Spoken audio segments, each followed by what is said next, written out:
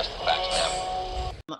Just what are the facts about the government interfering in business? Well, I talked about this recently, that this blanket ban on evictions is a classic example of government overreaching.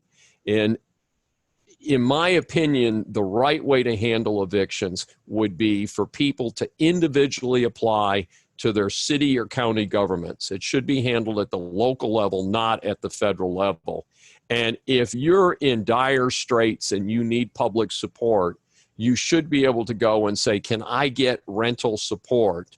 I've been laid off from my job. My wife's been laid off from my job. I need this support. And I support those local initiatives. If the federal government wants to provide supplemental funding to the localities to help them do that, I'm fine with that, even though I'm against blanket grants to the states, because I don't want them to fund bad things that the rest of us do not support. But I think most of us would support not putting families out on the street.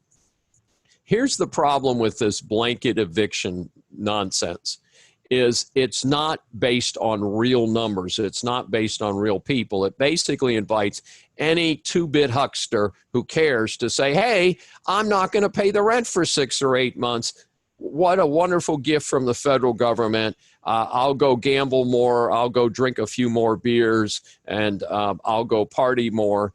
But it's not good for America. And one of the things that it overlooks is the fact that while we may look at some giant apartment complexes that are owned by these big chains and operations, these huge operations, and they certainly do have many thousands of apartment units under rent, the reality is that those are legitimate businesses, and they have a right to be paid their rent, and their rent is then used to pay their mortgages, to pay their employees, to pay for repairs, and to pay taxes on the properties that they're renting.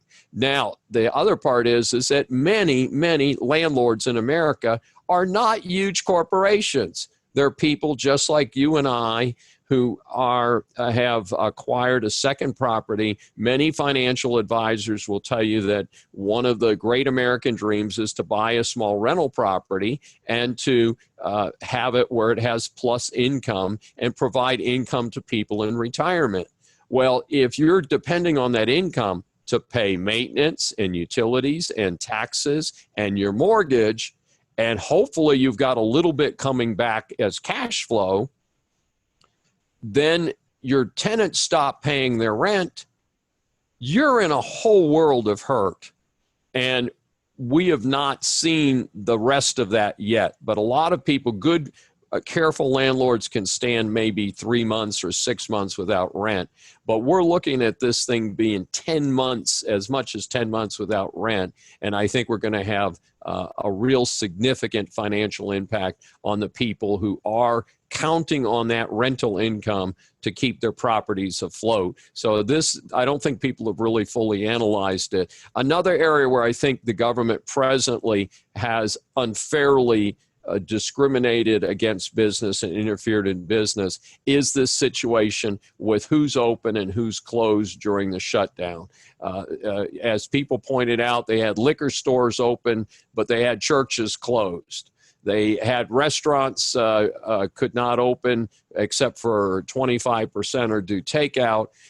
I heard a statistic this morning, 90% of restaurants 90% of restaurants cannot pay their rent presently.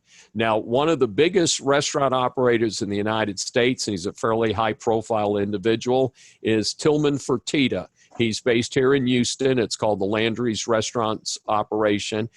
Tillman got his empire started by buying a couple Landry's restaurants, and he's apparently a heavy-duty financier, and he owns a very wide variety of brands, including the nationwide seafood chain, McCormick and Schmick, Morton Steakhouses. There's a number of things that are under the Landry's banner these days, including a number of individual restaurants that we have here in Houston. But the point is that he went out publicly, and again, this guy's got a reality show called The $1 Million Deal or something, which I would never watch, but I don't watch any reality TVs. My life's too busy. I can't imagine spending time doing that. But in any event, this is a high-profile guy telling us what a great deal maker is. He's got financial challenges because they can't open the restaurants. They can't do what they need to do. I'm not too worried about Tillman Fertitta. I don't think he's going to miss breakfast. But here's what I am worried about.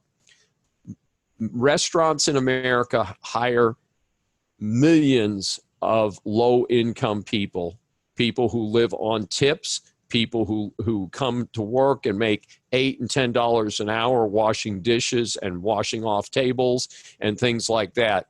The impact in our economy is very significant, and it impacts the people who are most in need of that money. And I'd much rather have them working for that money than the federal government increasing its enormous national debt to give more money away to say, oh, hey, aren't you happy? You can stay home and we're going to pay you to stay home, which is a moronic situation. So I think the government, less government is good government.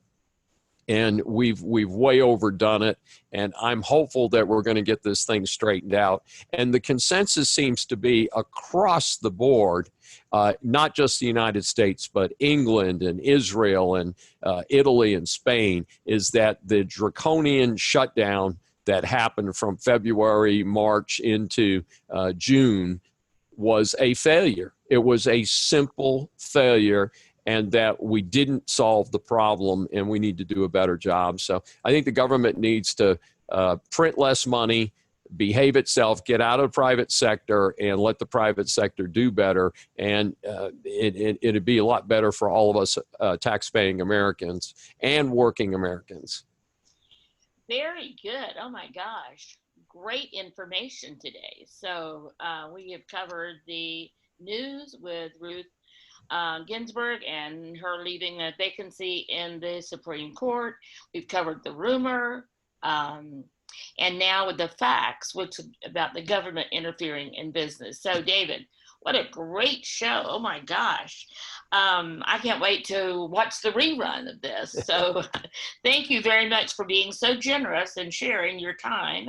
And I want to remind everyone who is watching or listening. So if you're listening to the podcast or you're watching the video or you're on YouTube, this is the book that was written by David Schein like 2 years ago. Was it when it was published, right, David? Released in February, President's Day 2018. So we're just past President's Day 2020, and David is now working on the next book. And we'll be telling you all about that in the weeks to come. But I do want to remind you that if you're listening to this or watching this before November, and that's before our election, and this is a presidential election year, then you need to get a copy of this book. This is your guidebook, your research, your homework.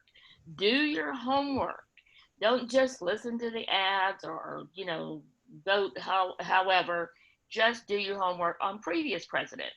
What have they done? How have they reacted in similar issues and challenges that we have today or we've had over the years? So from Woodrow Wilson, who was the president during the last pandemic, all the way through Barack Obama, the studies are all in this book. So one book is all you need to prepare for this election.